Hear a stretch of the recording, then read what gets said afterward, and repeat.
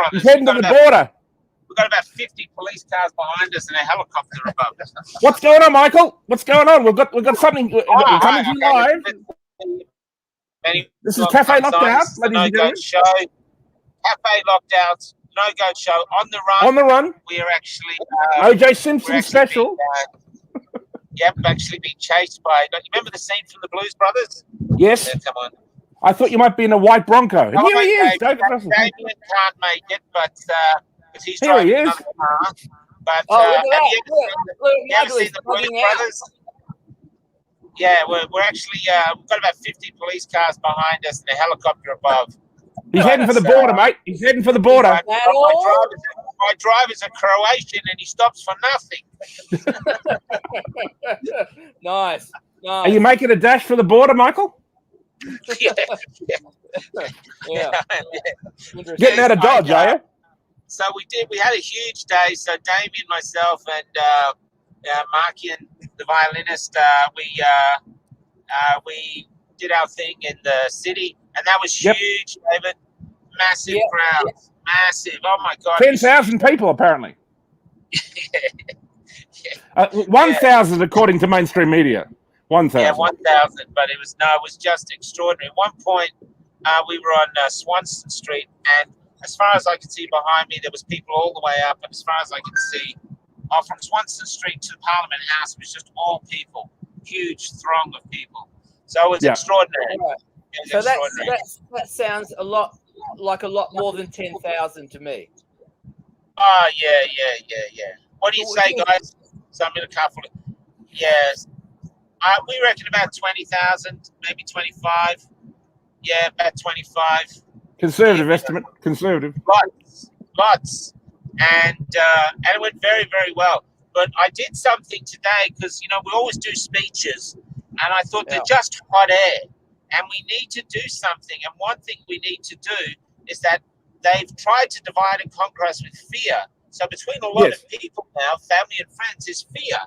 And the only way we can get by that is to cross that border. And so I suggested people turn to someone they don't know. Hang on, they're running him off the road. They're running you off the road. And say hello and even shake hands.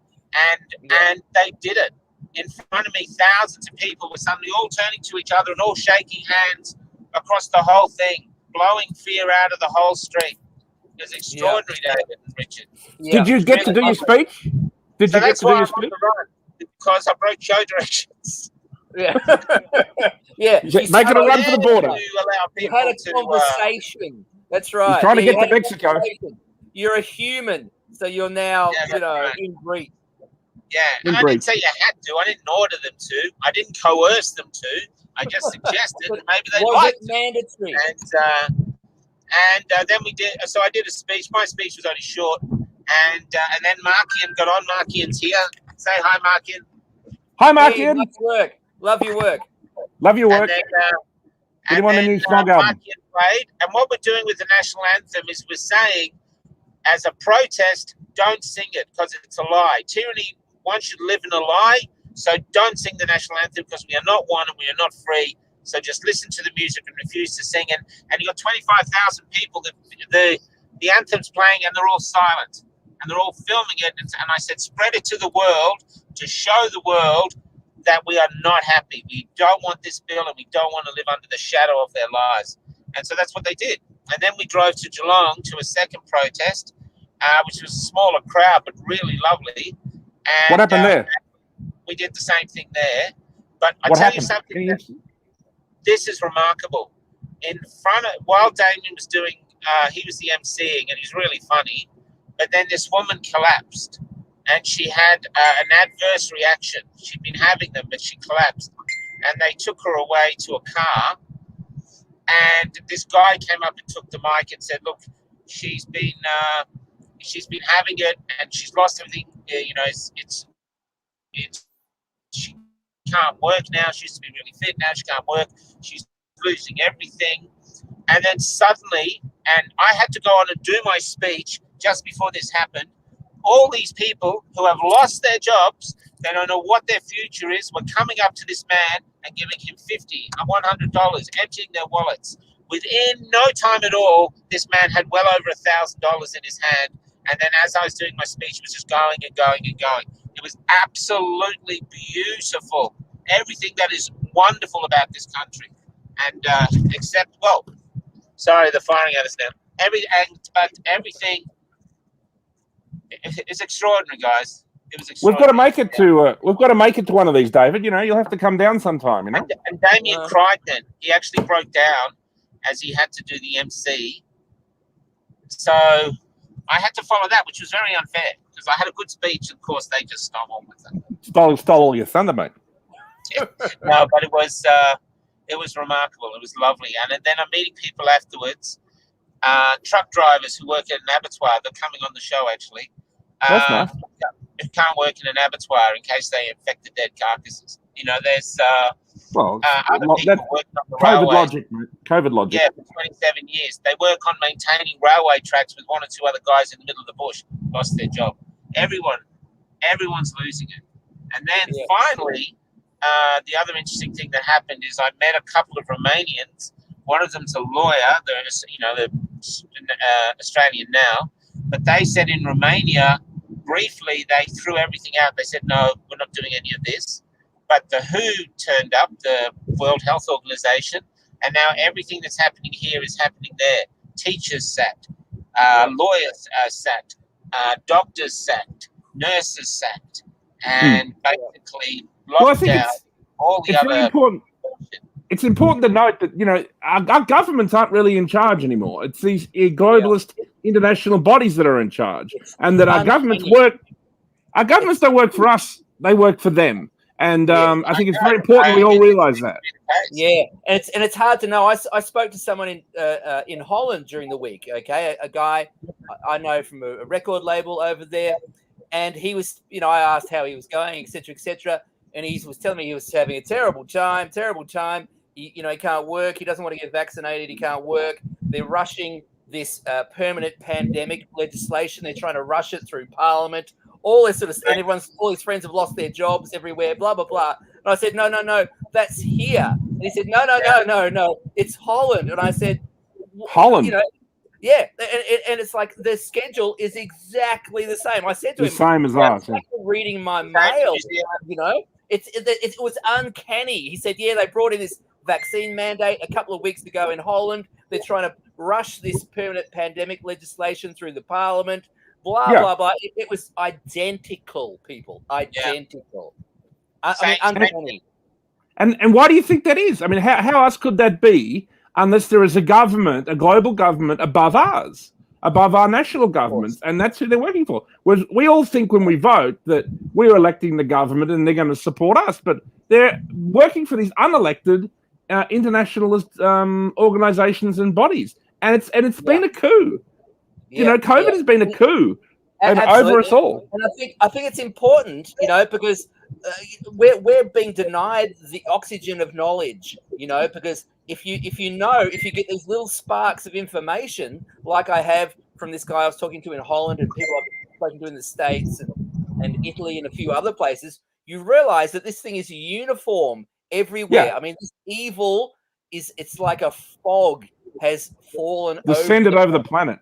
Yeah, black mist of evil has fallen over the planet, and it's not just night and fog.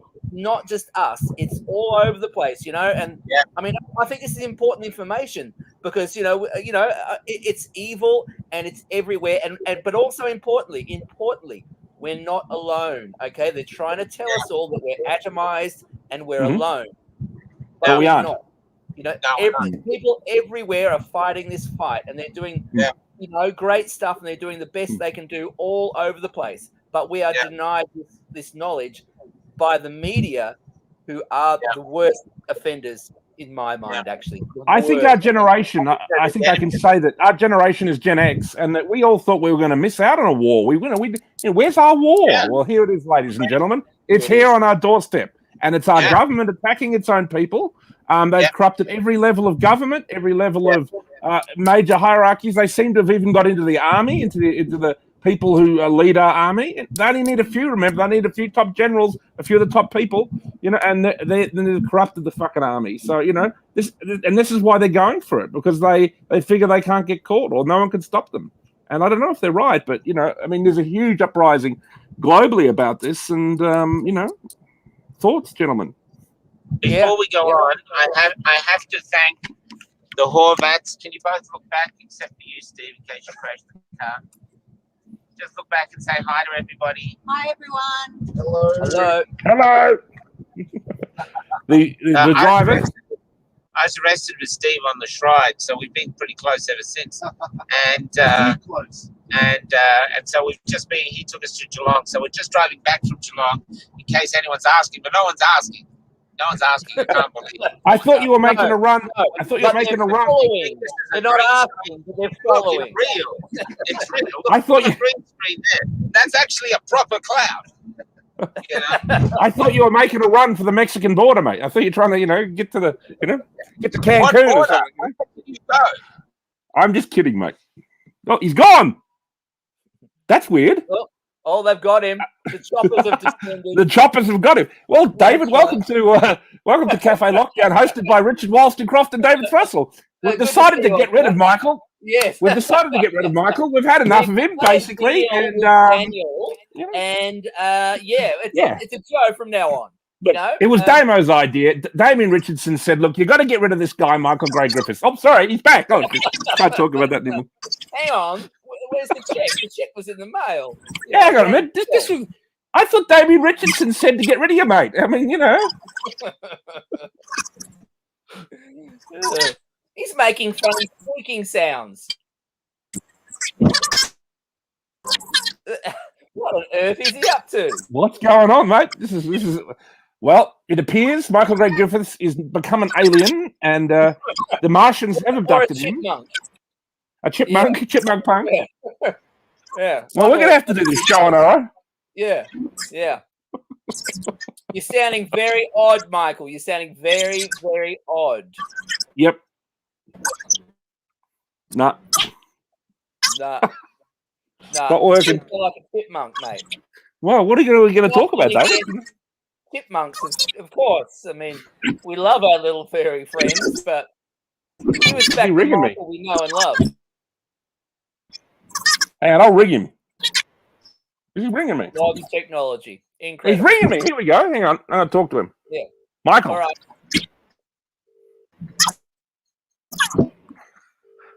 Yeah, he sounds like a chipmunk. Yep. I'm ringing him. Hello? No, he's gone to voicemail. All right. Well, we'll just have to carry on, Tricky Dicky. I think so.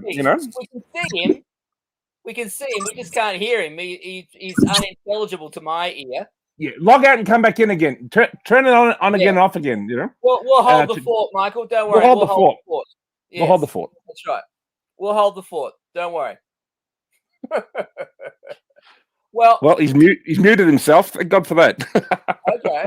Yeah. Well, what do you want to talk about? What have you been up to, Thruster? I mean, what are your thoughts? What's been going on? What's going on? Why are you so unkind? He's back. He's back. Our glorious leader is back. So unkind, huh? Oh, we missed you, Michael. It was I tried so hard, and you just sling your bows and arrows. We already had a bow. It was like a palace coup here, We were jockeying for positions. Well, this is it. This is what we have to do. I want to be Minister of War. Let's go pretend I'm dad. I shall be the leader of the... Well, he's back. What do we got? Welcome back, glorious leader. Have I gone again? Were we talking about anything sensible? No, we just missed. We missed the sunshine emanating from you to enlighten us. About Holland and how similar it all is, and then we went into a general kind of rant. Yeah. So we're back. So David, shall we continue? Shall we extrapolate upon? He's gone weird again.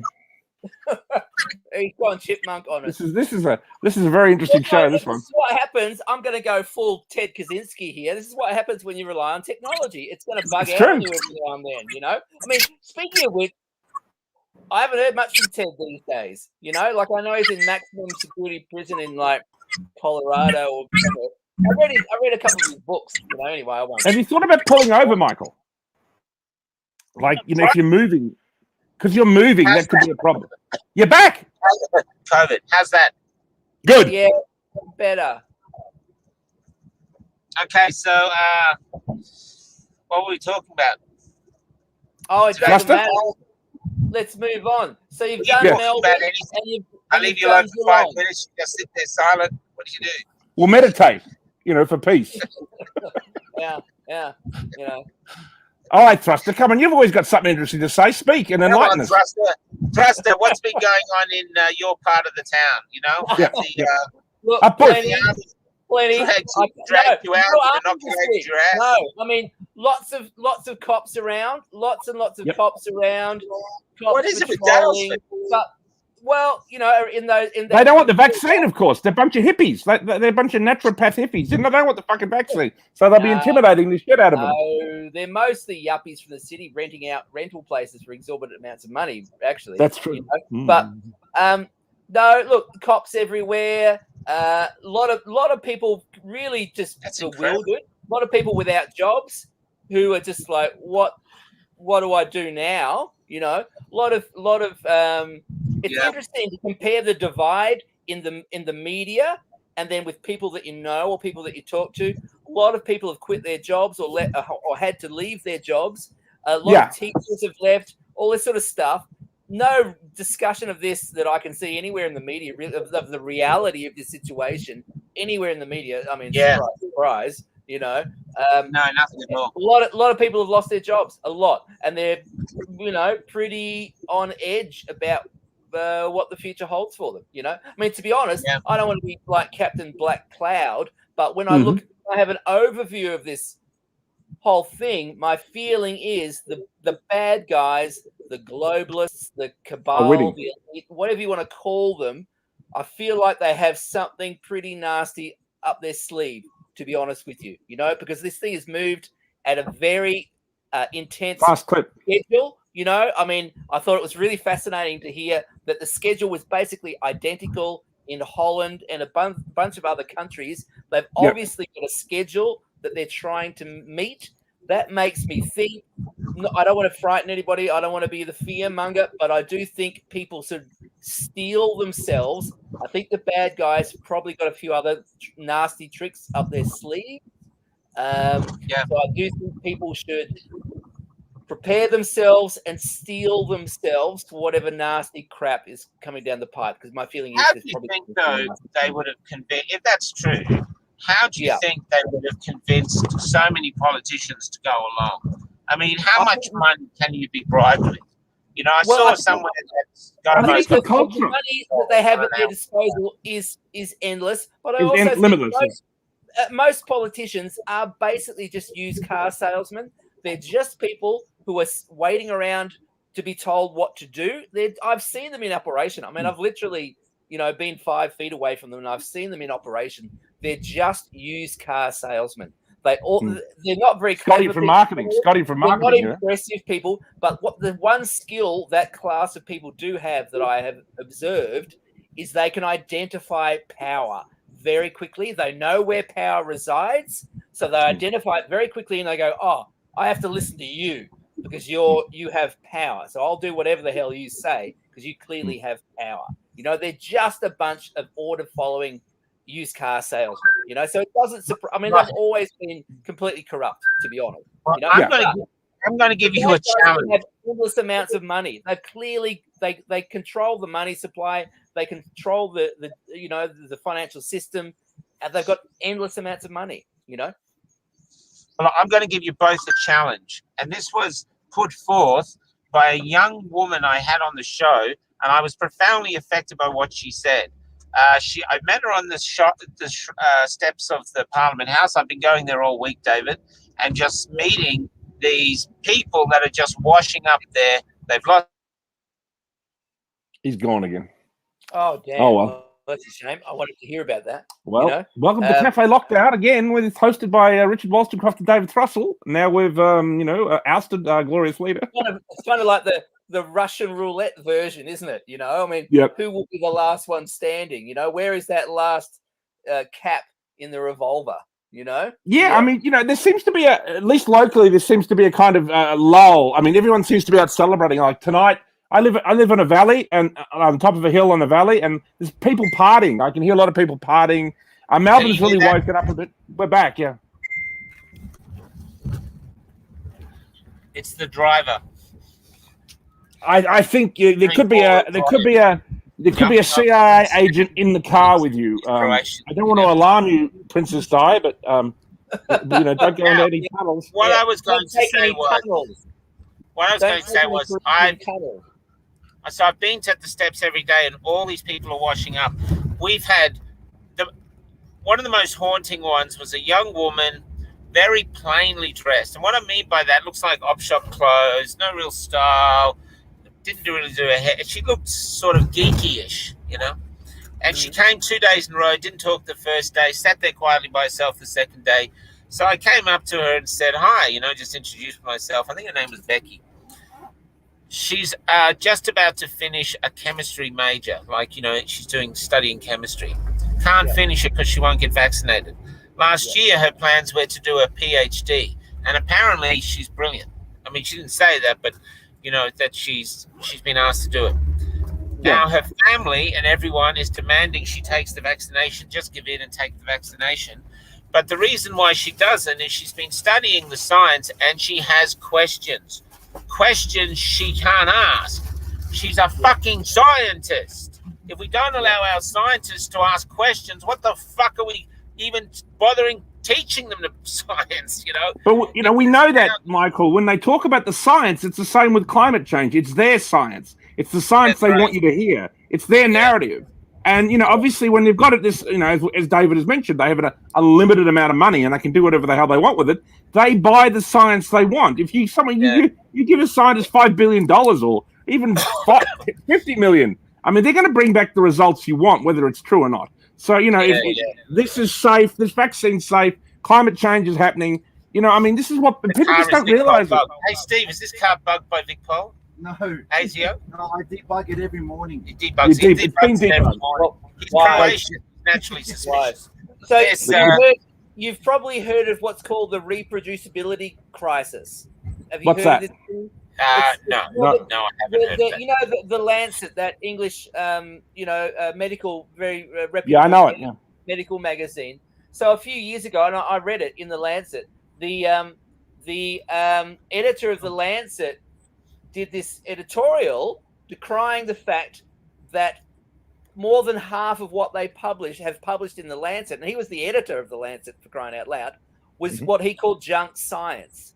It was not reproducible. You couldn't reproduce these results. They were results that came in, and at some stage, some people would try and reproduce them in an experiment, and they couldn't. And this was happening more than 50% of the time.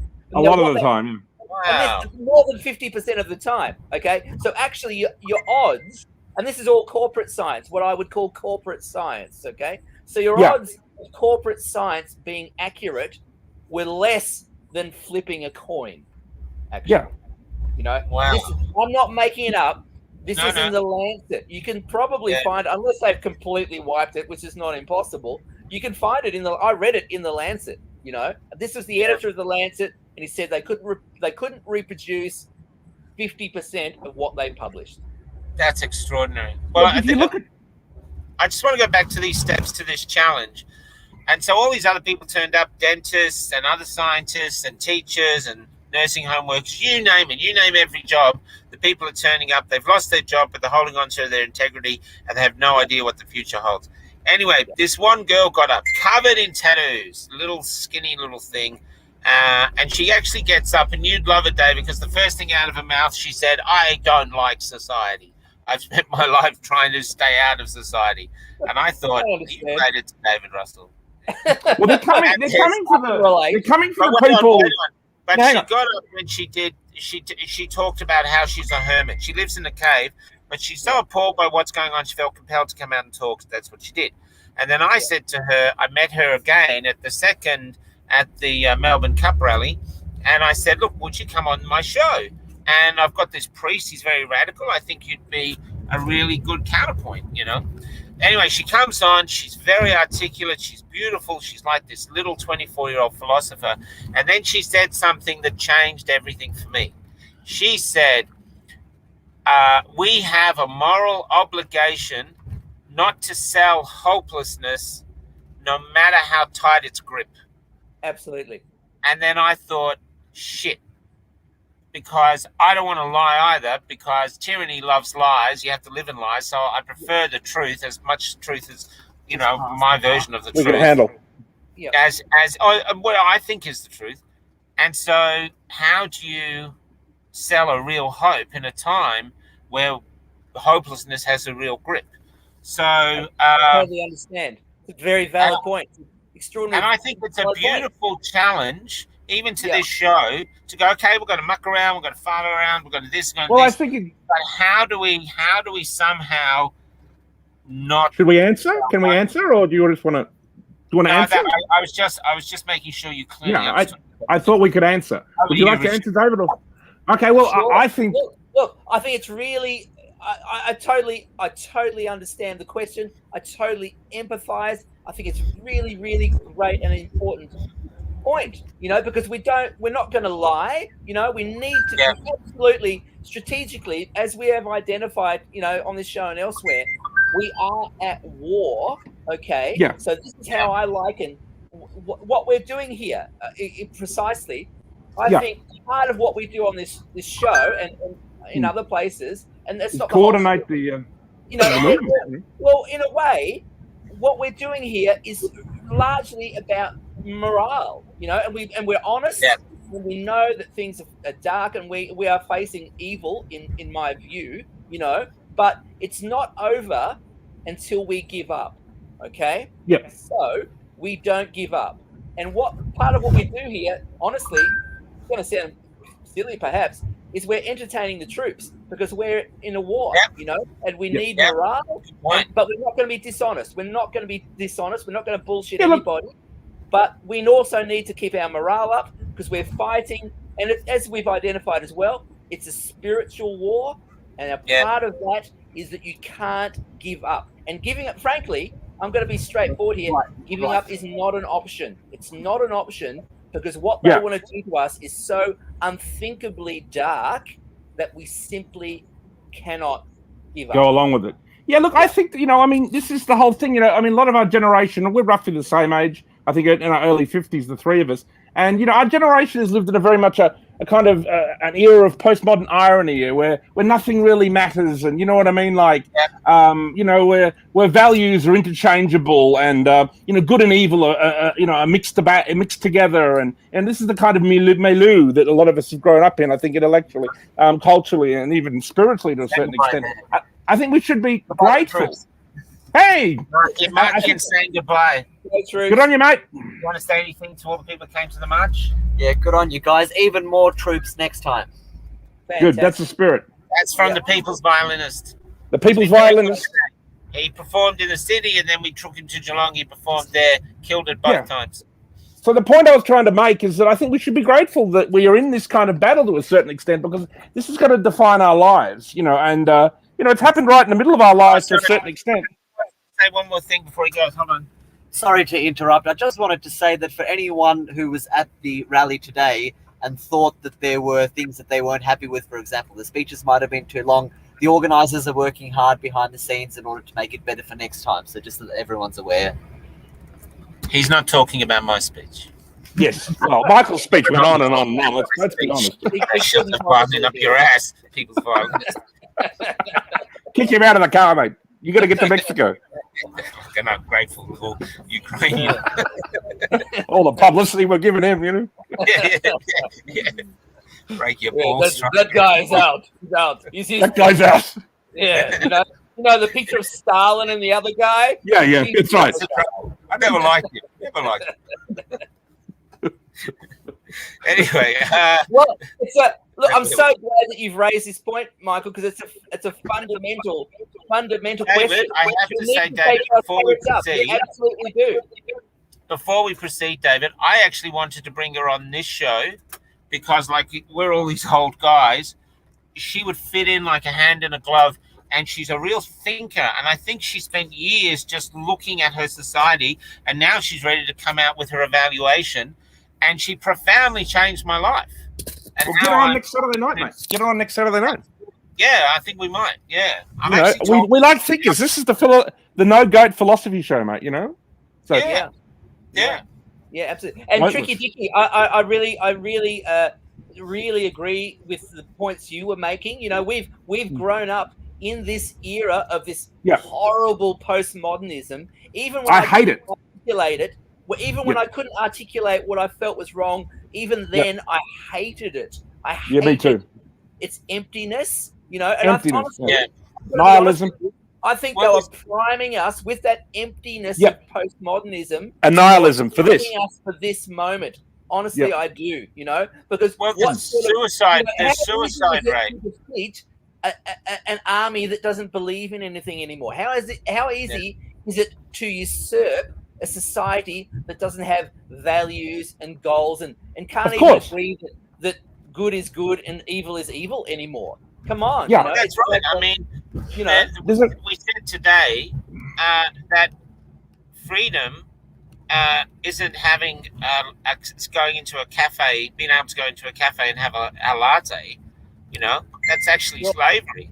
Freedom is We're holding also on to the told right that to say no. freedom is selfish. We're told that wanting freedom is selfish.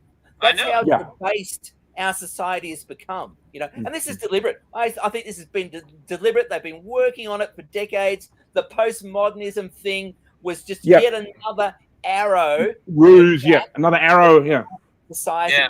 You know, It's a death of a thousand absolutely. cuts. I'm trying to borrow a To Chinese. of warriors, because the last thing they want is warriors, people who are in whatever way prepared to wage battle against this evil. You know, they Yeah. don't want warriors. You know, so Hmm. identity politics and postmodernism were an attempt to Wokeness. rob us of warriors. I Yeah, it's all about that. And it's been redefining our morals and our value system is the Yeah. first thing to fight back. Sorry, I've got COVID. The other thing that I was trying to do, and that's why I tried to get people, ivermectin.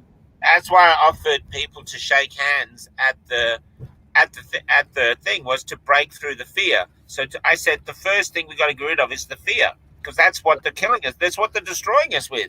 People are consumed by fear.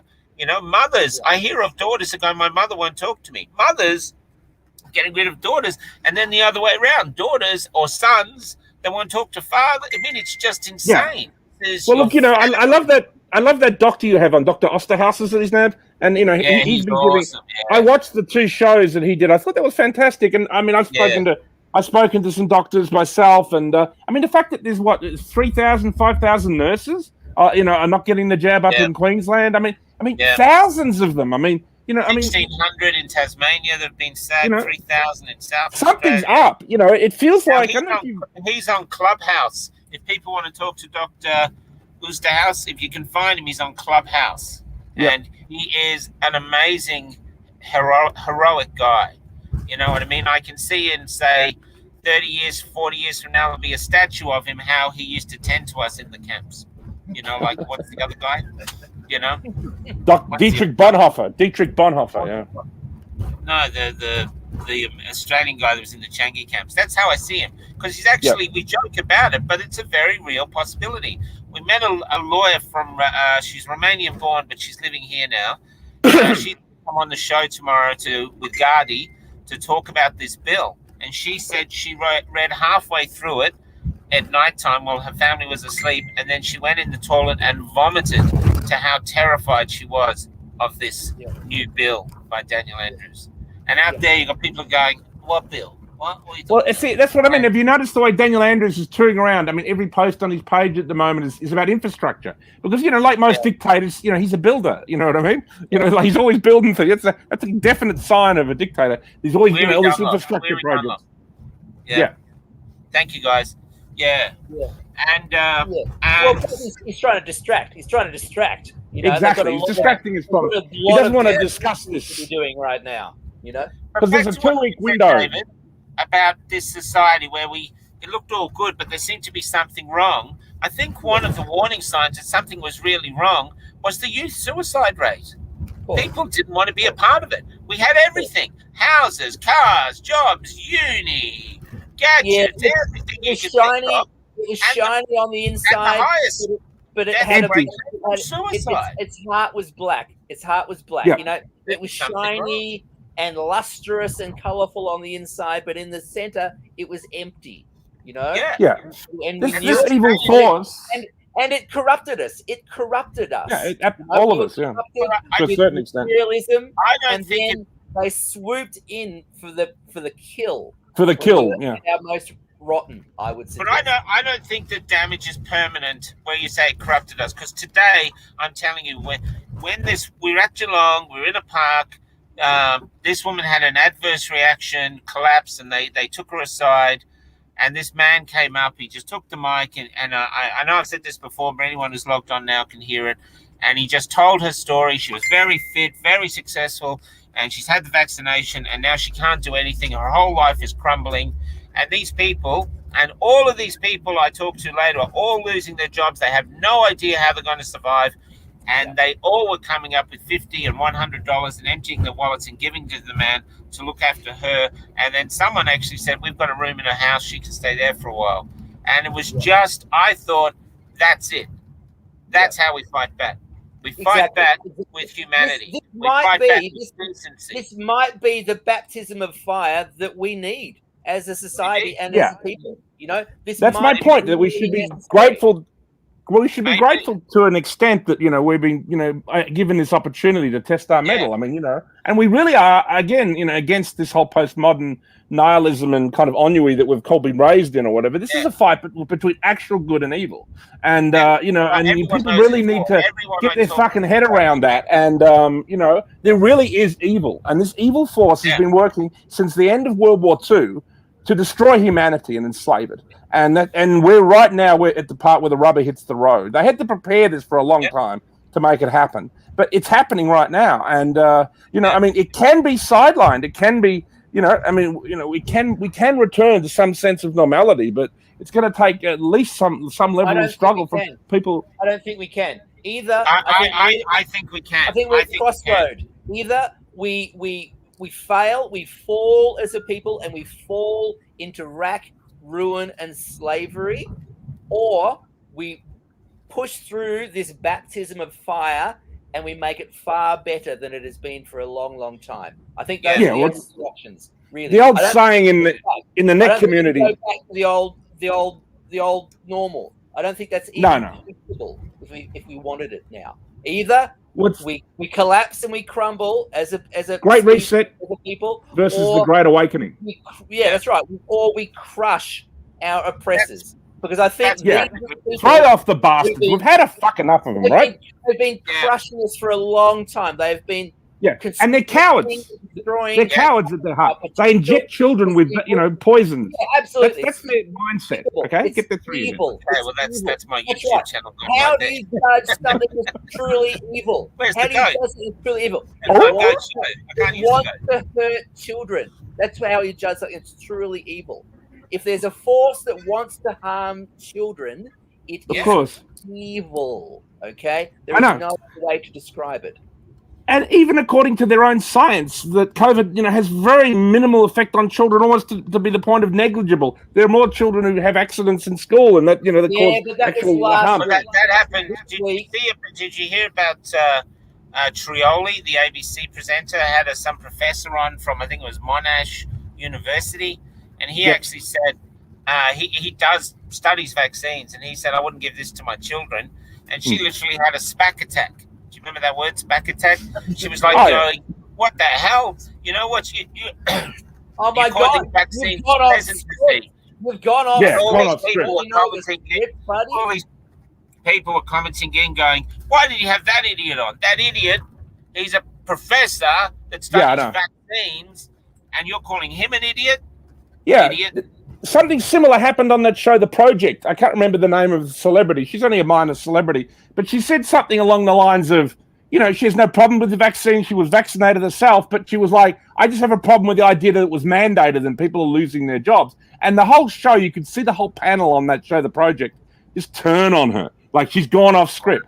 And then it was this, it's all over the news that this person's got crazy views. Because, it isn't mandatory. I mean, you've got Scott Morrison saying, well, again, it's absolutely 1984 newspeak. Like, you are not, it's not mandatory, says the Prime Minister. And then from the state premiers, mandatory.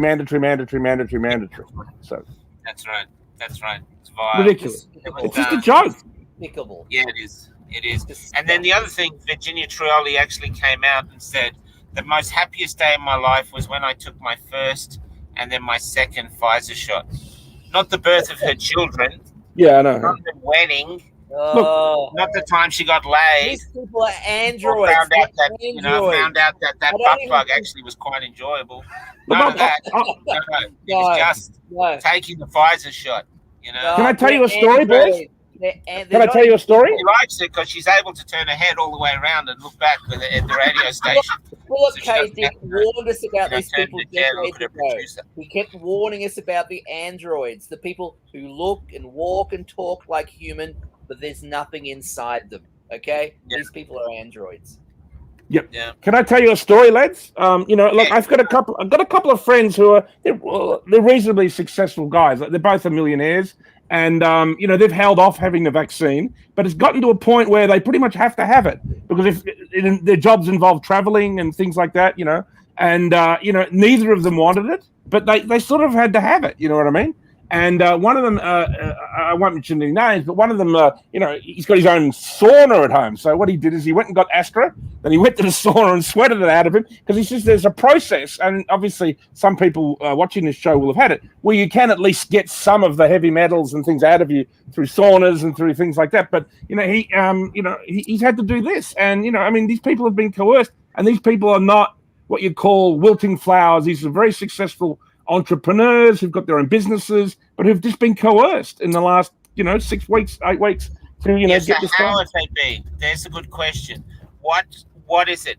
And what it is value system. They go, I've got a good job. I've got a good house. I've got a holiday house. My kids go to good schools.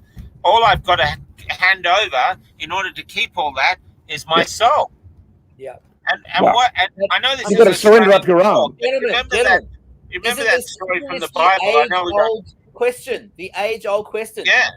And I'm not trying to insult anybody individually at all, but this has been the question down through the ages for humankind. It's the gold or your soul. Come on. Exactly. That's that story of Jesus on the hill with the devil. Where the devil owes him. I think I remember when the people of the gold, cities, and all he had to do was will sell offer you his the soul. gold. Bow down. Yeah. I mean, this is at the foundation of all our spiritual movements. It's the battle between hill the Dandenongs? world and your soul. It's right there. Yeah, it is, and this is. I mean, it's funny because it's really an old value, isn't it? And this value goes right back to ancient Rome. It's 30 pieces of silver. Missing in postmodernism, isn't it? I think though the battleground, which is, and that's why it was so beautiful to see people there today. Now, after I did my speech, I walk around because I'm really interested in what people are thinking. And they're coming up to me and they're going, it's a war. It's a war. It's a war against us. It's a war. They don't know who's at war against them, but they're saying it's a war. Everyone says that. It's a war. Oh, yeah, it's a war. They've all agreed it's a war. And what they're only interested in is protecting their children, not themselves, their children or their grandchildren. This is the real battleground now. This is what they're after. And they're coming in, Pfizer's going, we've got it that we can give it. It's good enough. You can give it to a fetus now. Now they're coming up and they're after the kids. This is pure evil. So the value system of Australians and value system of people around the world, this is where it'll really come to see what you value more. Your mortgage, your job, your car, your watches. It's extraordinary that Australia cares so much about, for example, Cleo Smith. Obviously, I mean, the whole nation she was missing for 2 weeks, and thank God they found her this weekend. That was a wonderful news. It was a bit of good news for everybody. We're all celebrating and stuff. But this vaccine is clearly going to be harming children her age. You know what I mean? And and older, up to the age of 11. It's terrible. And where is the outrage about that? What's imagine picture through history, imagine the most heinous crime that a society can be accused of: child sacrifice. Well, that's what it's Moloch. Goes right back to Moloch, Yeah, exactly. Where are we? What's going on? Yeah. Come on. Or is it where's the golden calf? Are they being compromised not so much for goods, but more for wanting to be liked and be a high-ranking part of the society? I think people, Michael, the fear of being a second-class citizen overrides their fear that they might harm their children. I think people don't really know what's going on. I mean, a lot of people, just what you call the normies or whatever, they don't really know what's going on. They just assume it's a public health crisis. The general, well, no one fully knows. Probably we don't. But what you would call most normal people is they just assume there's a public health crisis. They're told to do this, so they go along and do it. Yeah. It's very heartening, Michael. It's very heartening, Michael, to hear that so many people are identifying to you that they understand that we're at war. That's actually and it was the same here. It was the same in Geelong, and it's been the same on the steps of the Parliament House all week. They're coming up and going, this is what it is. Because you can't, I mean, go back to Sun Tzu, The Art of War. The best war from the aggressor's point of view is the war that your opponent doesn't even know he's involved in. Okay? Yeah, that's right. It's like chapter 1 in The Art of War, Fool your enemy so they don't even know that they're at war. Okay? So the very fact that people that you're talking to can identify that we are actually in a state of war is a very positive development, because if you can't identify that you're at war, you have no chance of winning.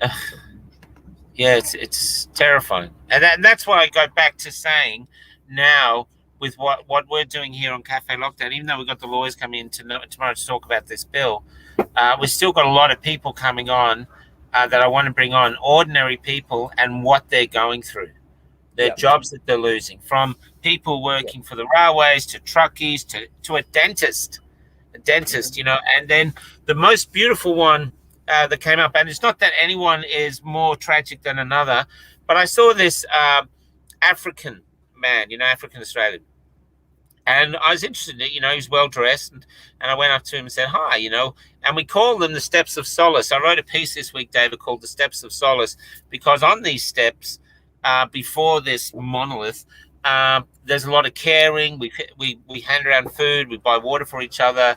It's really beautiful. It fills my soul and heals my soul to be there. And a lot of people come, they just sit there and talk, and everyone gets the mic and everyone can chat about what they want to talk about. Anyway, I went up to this guy and I said, why are you here?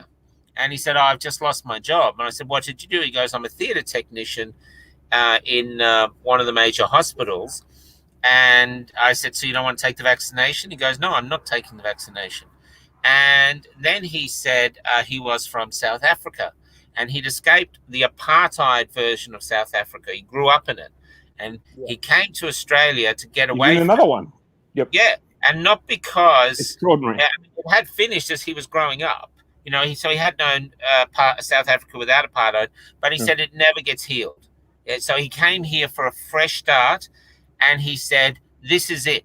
This is it. This is how it starts. This is it. Anyone who thinks this is not apartheid, he says they're crazy. And he says, I'm not taking this. I'm not complying, because he said that what's going to happen next is brutality. They've got no other option, because they've got to keep people controlled, and the people are up. And the only option they have, the only two options they have, is to give in, which they're not going to do, or get brutal. And that's what the new powers are for. And he said that's exactly what they look for. And he said they will be coming to, that's this. So he's seen it. And we've had other people from other countries, Croatia and Eastern Romania, Europe, Eastern Europe things, and they say, yep, this is it. I've seen it. I've been there. I know it. This is what it is. Apparently, there was a Croatian Spring in 1977. A woman came up and said, I've seen it. This is what it's like. It's the same evil that was behind Russian Revolution. It's the Bolsheviks 2.0, essentially. It's like a globalist Bolshevism that they're going to try and inflict. And, you just got to read Solzhenitsyn to look at that. And they committed the worst crime against humanity of the 20th century. I don't know how many people they killed and how much brutality was, but it was an invasion of Russia. And it was absolutely incredibly disturbing, and what that country fell into a 70-year hell. That's what we're looking at right now. I mean, if we just give in to all this, we're in for a 70-year, and it could if it's global, it might be a lot longer. It might be forever. It might be a second dark age, ladies and gentlemen. So this is what I said. What I said in the speech today, and I based my speech on the challenge from that young woman, and what I said was, we can do this.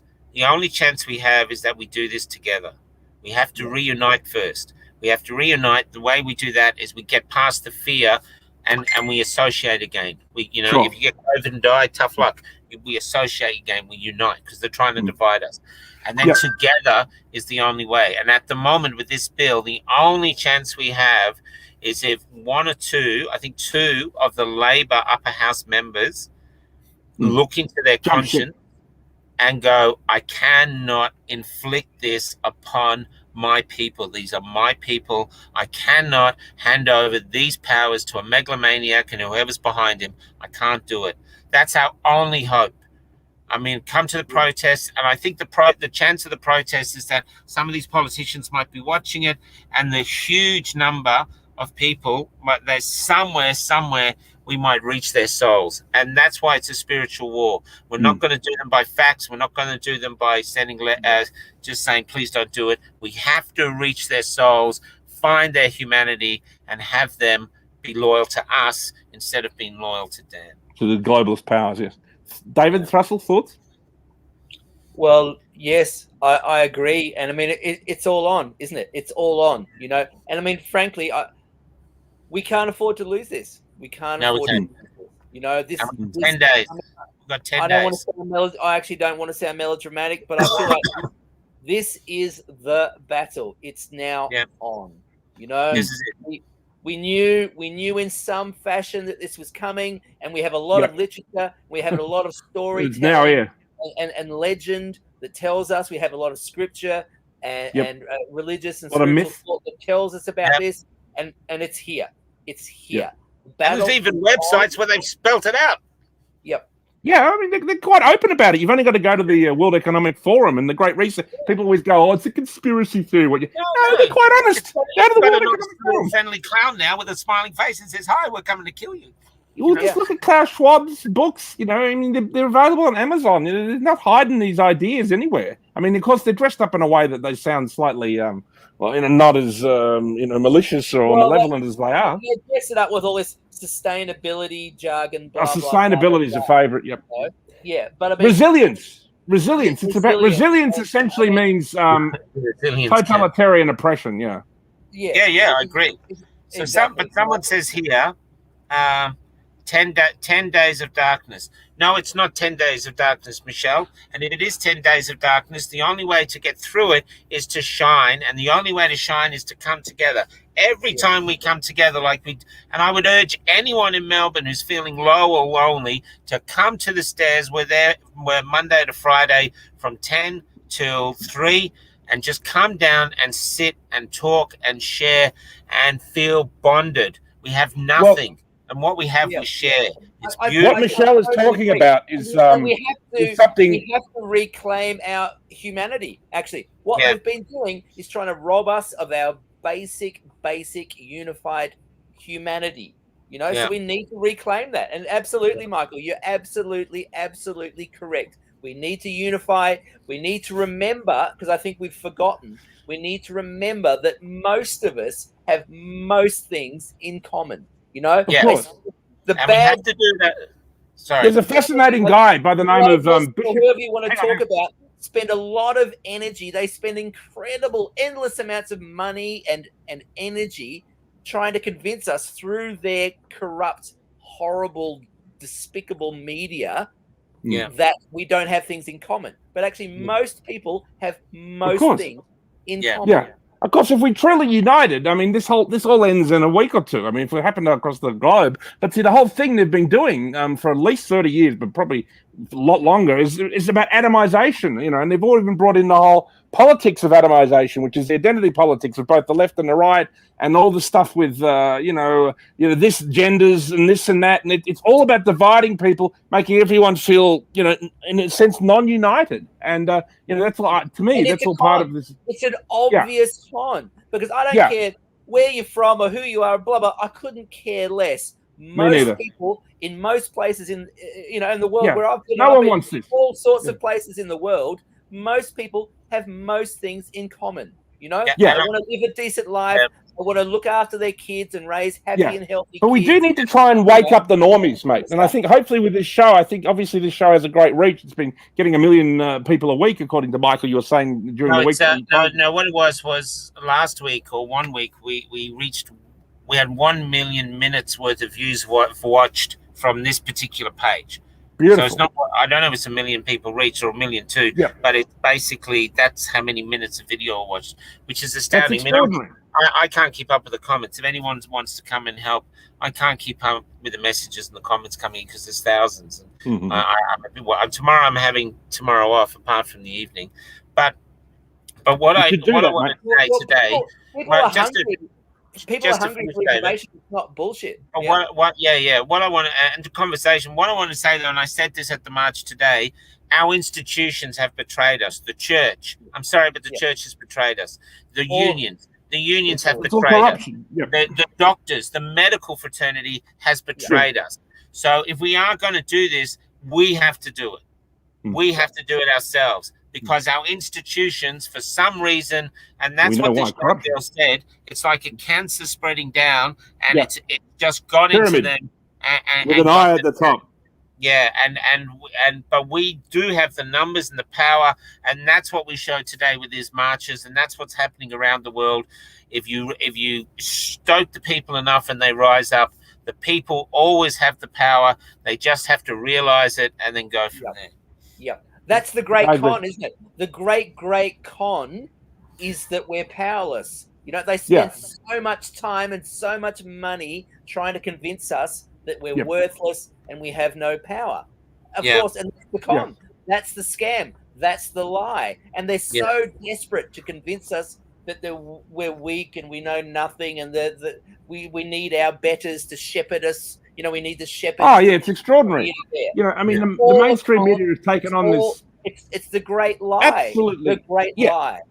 It's taken on this. The mainstream media has absolutely taken on a kind of paternalistic role, of like, I mean, I remember when COVID first began, a lot of people began to produce, even some of them produced, little podcasts, video podcasts, much like this one. A lot of them not as popular as this. But, the ABC itself did this thing where a bunch of their, cock-sucking celebrities, who are all a bunch of left-wing arseholes, new left, the ones going along with all this, they did this video where it says, don't create these kind of videos. Literally, it's still there probably online, where they're advising people not to create their own independent content, because obviously they don't have any control over that, right? I saw that. I saw it too. I mean, and that's the message from the arts community. So shameless. But anyway, look, I'm gonna have to wrap it up and go because it's been a long day for me. But I just want to say, I'm gonna let David and then Richard take us out. But I just want to say to everybody who turned up today, it was an absolute honor to be in that crowd today. You were so beautiful, you were so strong, you were so loud. And then we went to Geelong, and you were the same. It was beautiful, nurturing, everything that is good about our community. It's so diverse. There it was, everything is good. We have a beautiful, wonderful country, but we are being invaded by tyranny. And that's happening right now, and we must rise and confront it. We have to. Yeah, absolutely. Completely agree. And look, this is it, folks. It's on. This is our time. This is actually our time to shine, okay? This is the time where we can throw the shackles of bullshit off, okay? We've been lied to since birth. They've been lying to us about pretty much everything since the day we were born, okay? So now's the time we can wake up. And as Michael has put it so eloquently, we have to unite. We have no other option. We have to unite. We have to defeat this evil. It is a darkness. It is a black mist of evil that is descended upon us. And we can beat it. We can beat it, but we've got to beat it together. Yeah. And I think, I mean, that's the lesson from a lot of this. We've been taught in media. People have been warning us in media. If you're a fan of like 70s dystopian sci-fi movies, we're basically living in one now. You know what I mean? And even more recent things like The Matrix. You're taking us out. You're wrapping us up. You've got the final say. Yes, I'm wrapping this up. So, we've been warned in shows like The Matrix and like Alex Proyas' Dark City and media like this that we're living in a kind of gigantic lie, and we just need to throw it off, ladies and gentlemen. And if we do that, we'll find that the whole, house of cards will collapse. So that's all I wanted to say, and it's great speaking to you, Michael. I want to salute you for your fantastic work you've been doing, and David and I should get down there maybe next weekend, and you should also pop up there sometime. Just one last thing. I'd like to thank the Horvats who have driven me from Geelong to Coburg. I'm outside my house now and sat there quietly while I did this show in the back of their van. Right. So it's a big thing to them. It's been hilarious. I thought you were in Mexico by now. I thought you were in South Australia. I'm going to go. I'll see you next week, guys. They're desperate. They're actually desperate. Their propaganda is desperate. It's the propaganda of desperation. Yeah. And they wouldn't need that propaganda if they were defeated. If they wouldn't need the propaganda if they, were undefeatable, if you know what I mean. You know what I'm trying to say? They weren't so fragile. Their position is exactly. fragile. Their position is fragile. So let's, I'm just putting out a call. There's, if anyone wants to donate to the No Goat Show, there's the donate PayPal button, and they'll share the money between me, Richard, and David, and I'll also share it amongst Damien because he's still driving home. He's driving. He must be exhausted. Big shout out to Damien. Damien was amazing today. Amazing. It's an honor to be his friend. Good on you guys. We'll see you next week. Carry on. Bye. Bye. Carry on.